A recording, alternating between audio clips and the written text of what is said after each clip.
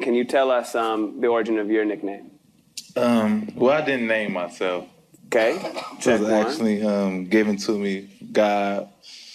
Go on. Maybe you've heard of him. It was in my dream. So Was he in person? Did he have a face? Did he have a face, or was he a disembodied voice? kind of, it was like a half face and it was shadowed. What did the face look like that you saw? It was like behind the curtain. Quiet. Like, I'm gonna name you Swaggy. I was like, who is that? He said, God. I'm God. Yeah. Wait, half of it It was was like, it was behind the like curtain. a black curtain. What It his was face a look black like? curtain and he was peeking behind. And he seen kind me. of a creep. Yeah, not a creep, but like, he didn't really want me to see him, but I seen him. Got you. Did he add the P or did he say Swaggy? Did he say said Swaggy? P. He said Swaggy. Yeah, he said P. I was like, what the P? And he said, you don't know. Let's go. Yeah. No, that obviously was Swaggy P. Although I believe we call him Uncle P. Uncle P. Now Yeah, that's him talking. So now is he gonna have another story about how he got the Uncle P, or is that just obvious? I don't know. I just want to see the bedtime scene again. I just want to see his prescription list. He was having fun in that bed by himself. Forget God. He was good. Let's talk more NBA. Stop playing. This week, friend of the show, by the way, Brian Scalabrine sparked a crazy rumor on SiriusXM Radio that the Warriors are looking to trade Klay Thompson.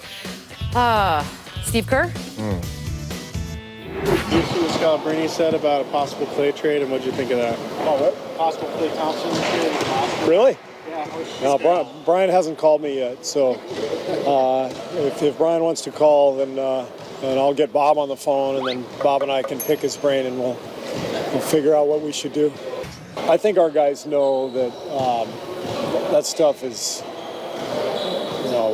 almost always just BS. It's always crazy until it's not. Yeah. But let me ask you this. It's not that absurd. I mean, it could happen someday, right? Not based on any of this, but... I think it's absurd. One, because... Really? Well, why would you want a collection of the 4 All-Stars that they have to just say, no, we actually only wanted 3? Like, the whole Durant... Because maybe you need something that you just don't have to get you over the hump. Well, yeah, they do need defensive presence. They do need some size in the paint. I give you all that. But when you get this thing to work the way it's supposed to work, it's going to be special. Even as a Clipper fan, I'm sitting there like, if they're hot on that night, you're not beating them that night. You can wear them down over a series. You can beat them up. But when they're clicking, they're clicking. But this is just an inevitable consequence of when the stories used to be about what the facts were back in the days. And now, the good old days. Now it's just content-based. We got to fill the time. We got to fill the space. We got to fill the pages. And that's what this is. Yeah, I agree. It's just one of those things. It was somebody's opinion. Yep. And it grew legs. It did. Yep. But if someone is to get traded, it might be Klay. So that's what I'm saying. Like, no one's untouchable. That's a conversation. If you have to get rid of one of the big boys. them to boost their bench up, because they have no bench right now. But he's the best defender of all of their backcourt. So I agree. when Steph is running around shooting threes and say, I don't have to play defense, Klay is the one playing defense and getting shots up. I think that would be disastrous. That's the same reason why Jerry West went and put his career on the line, said, if you get rid of Klay 2 years ago, I'm going too. And then obviously that worked out for him. You don't get rid of Klay, he's too special. I agree. It's just, like I said, it's just one of them things that grew legs. They got a good thing going right now. It's just not getting going. They still learning to play with basketball with one another. Yeah. We'll see. This is why I warned my mom to stop reading everything on Facebook. It's not fact. Next topic, Right. Celtics Pelicans last night. Solomon Hill threw down an amazing dunk on Marcus Smart, but was called for an offensive because guess what? Smart flopped. Now, this is really great flopping, right, Kenyon? Yeah, I think Marcus Smart and the referee should be fined. What? That's awful, man. He fell sideways. Like, come on, man. Yeah. That's awful. No points for the courage to stand there and get posterized? Not at all, Like, because it's no one will remember it. Yeah. After today, no one, because it was a charge call.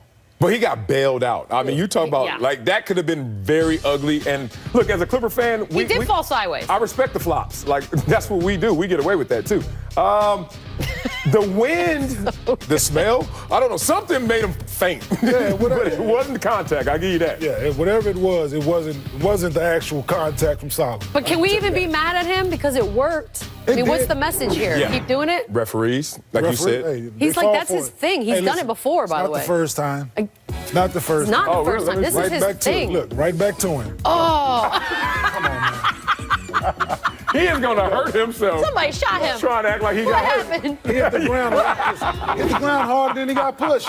Remy on the roof. Remy on the roof. He looked like he actually looked like he got hit by you. Listen, he looked like he got hit by you.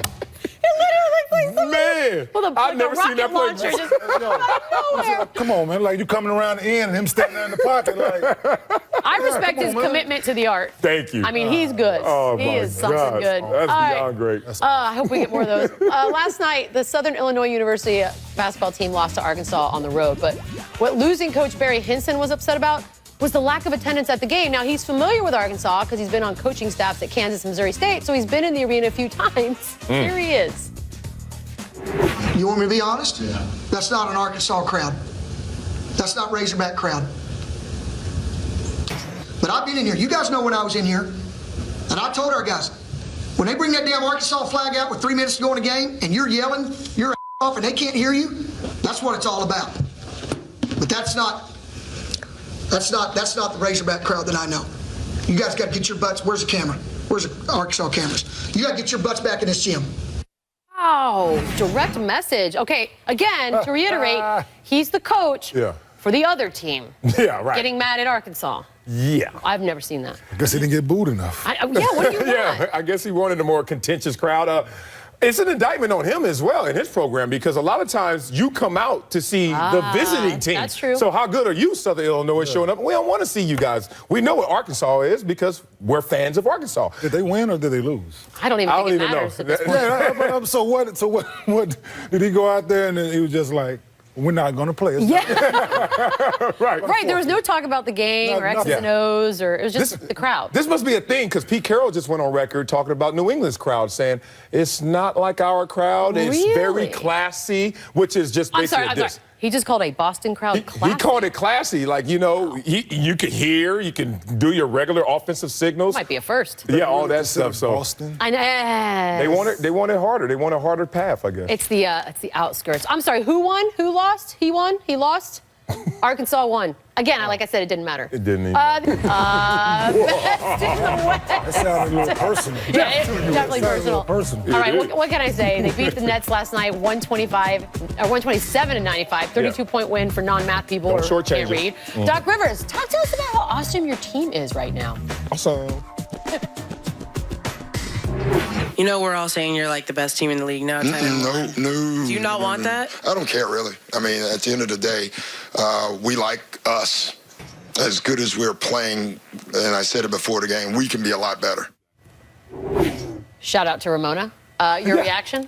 Oh, my reaction is just simple. It's my favorite time of the show. It's our time for our weekly segment, Clip City, Chip City. Roll it, Kathy. Marcellus, Wiley.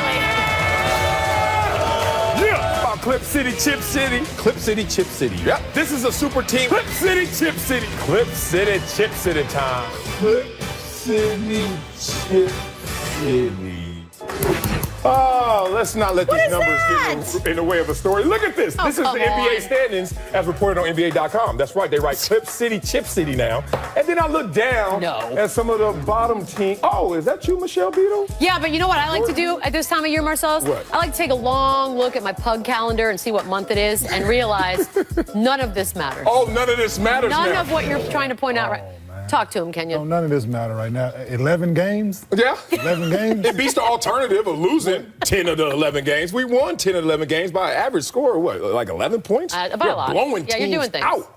Come on, Kenyon. It has nothing to do with it's November. We ain't even made it to Thanksgiving yet. Okay, hold on. Last November, I was hearing about this Golden State team on their quest, and it ends up 73 wins. So every step of the way, every step of the process is supposed to matter. You guys always spitting out these cliches. You got to go out there and play every single play every single day. Now, we're doing that, and all of a sudden, you don't want to give us credit. I'm giving them credit. They 10-1. Do they look great? Are they the best team right now?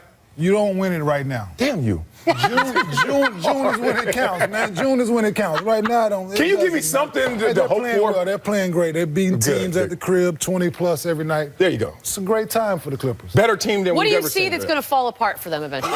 Wow. I don't wish no downfall on no team, but there you go. They haven't made it out of the second round, so we'll see. Oh, you see? History. Oh, I see. I heard history right there. I've been a part of it. We can't live in the moment, but we can live in the past. I've been a part of it. Thank you. That was great advice. It's true. I don't want to squash your party, Marcellus. Yes, you do. I know. Let's talk some more hoops. Last night, Russell Westbrook got teed up for what appeared to be an accidental kick to Kentavious Caldwell-Pope's groin. Now, as you might have imagined, he was not happy about the call, and neither was our NBA writer Royce Young with the following tweet. Clearly a ridiculous call on Westbrook, especially because the rule states, quote, unnatural acts. That was not unnatural. It was just bad timing. Look, this is a post-Draymond kicking people in the groin world, and you have to take everything into consideration. So, that being said, is that technical outrageous? It's the NBA, man. This call is unreal, man. The guy's behind him, so is he supposed to turn his head? I don't know. He's shooting this way, turn his head around and see where he is. So you got a problem with It's accidental. Hey, hold on, accidental It seems kick. like Hold on, it. you trying to say direction determines intent? No, you can kick me from the back, and then all of a sudden that means that you maybe didn't try, or maybe you did try. So that's $1,000. He loses $1,000 because of that. You think that's real? Yeah, because look, we're not going to talk about intent. We're going to talk about result. We're going to talk about the rights of 2 balls and a strike. We're going to talk about the fact that if you sit there, the balloons are like, dude, I'm just sitting there playing basketball and you do something that's wrong. And I don't understand you. Yeah. Because you should be on my side with this because you've been the victim of something like this before. Yeah. If we can see some of this footage of Don't do you this. taking an L. Don't do this to my friend. Oh, look at that. Yeah, see? It wasn't a technical then. It's actually fair. And that NBA, I'm sure it wasn't technical then, so why is it a technical now?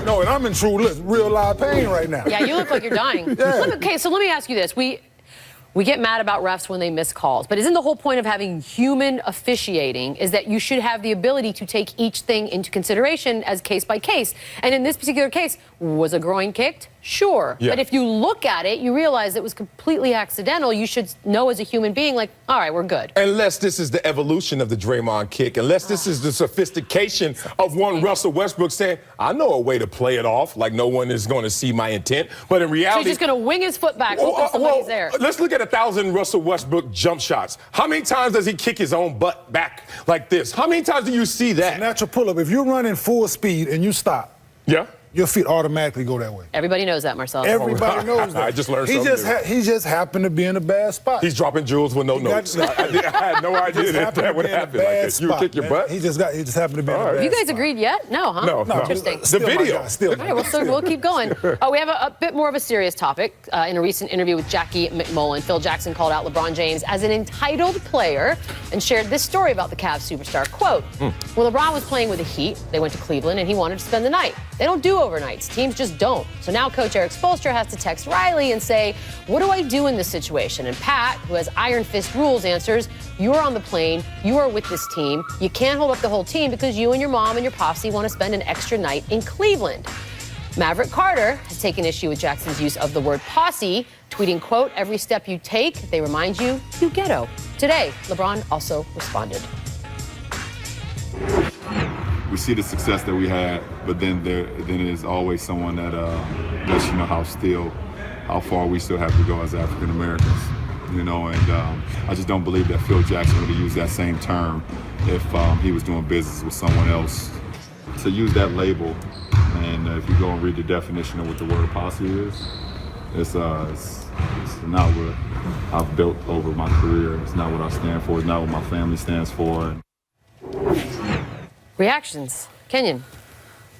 I agree with LeBron, 1,000%. If he wasn't dealing with a group of young black men, brown men, I don't think he would use that same term. But what does Phil Jackson comment on LeBron James anyway for? LeBron has never played for a team that Phil's been a GM for, president for, coach for.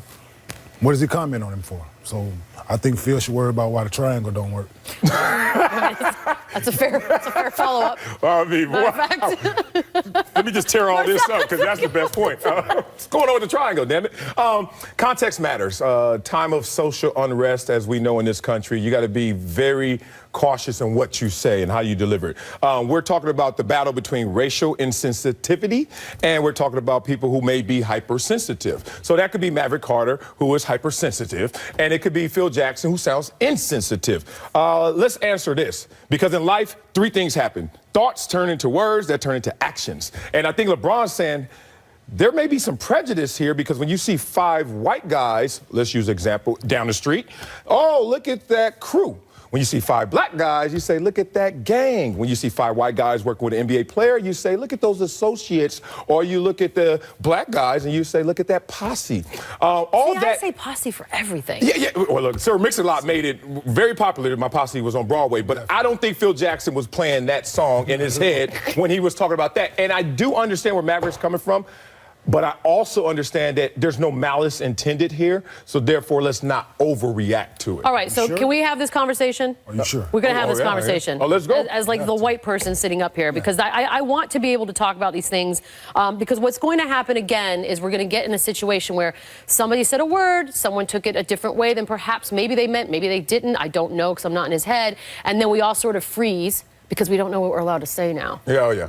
What if posse, and look, Phil Jackson's like 120 years old, so let's just call it what it is. Like, the word posse to me has always just meant, like, if I have all my girlfriends here, I'm like, I got my posse, and we're going to the restaurant. And I would not have taken it that way. Yeah. So is this going to be a situation where, you know, people who look like me don't see it as a sensitive issue? And maybe we're just not getting it? It's all sensitive, but people are sensitive, like you said, it can get taken out of context at any given time. But, like, you say things around certain people, you don't know how people are going to take it.